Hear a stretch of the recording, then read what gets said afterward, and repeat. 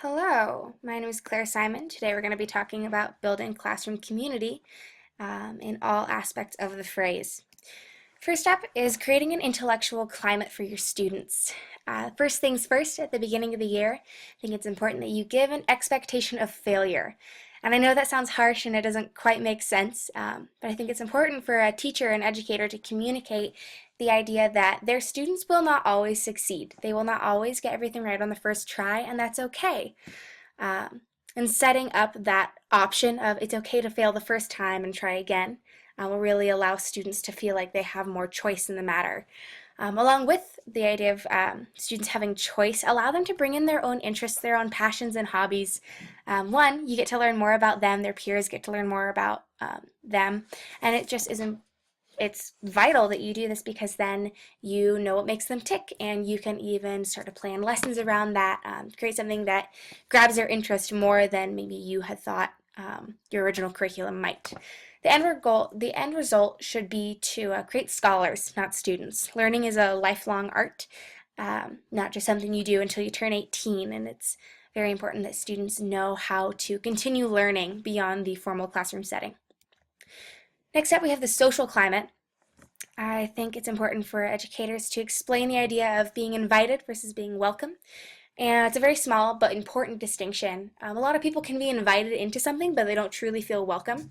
I think I'd love for my students to know that not only are they invited to learn and invited to be part of this social climate and this classroom community, but that they are welcome in it and that they're wanted and that they are a valuable part of this group of people.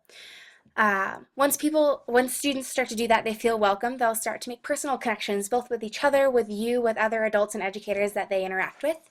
And the result of that can be a supportive, lively, and evolving community that changes with each group of students that you have, because it will be different every year and even week to week. Your students will change, they'll grow up, and they'll learn more about themselves and each other. Next up, we have the emotional climate, which is similar to the social climate, but different in the way that it's more of an individual idea. Uh, a classroom should be seen as a safe space where students are allowed to express themselves, to feel vulnerable in a place where they may not feel comfortable at first in their learnings. I think students try to put on a brave face when they might feel very out of their comfort zone when it comes to learning new curriculum, interacting with their peers in new ways. Hopefully through that, students will learn to trust each other in that safe space, learn to trust you, learn to trust the other adults in their lives.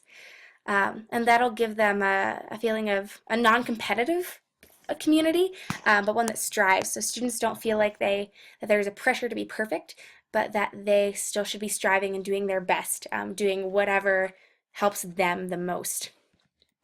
Finally, we have the physical climate, and that can seem really easy. It can come down to lighting and flexible seating plans, but really, I think a really great tool for a teacher would be to have a moldable space. Um, things that can change. It's not just the desks in rows and, very structured, very old school. I'd like for my students to have input and autonomy, and they can change the seating plan if they don't like how it's working. They can have input in what type of learning centers that they enjoy. I'd love for my class to create their own classroom within obviously certain safety and efficiency parameters.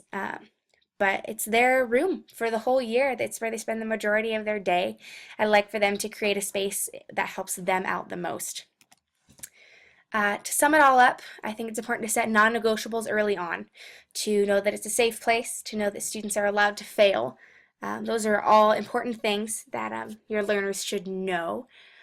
From those bare bones, those non-negotiables, the expectations you set, let students form the rest. This is their class, this is their year, it's their education. Of course, you can guide them and give them ideas as to what can help them out the most.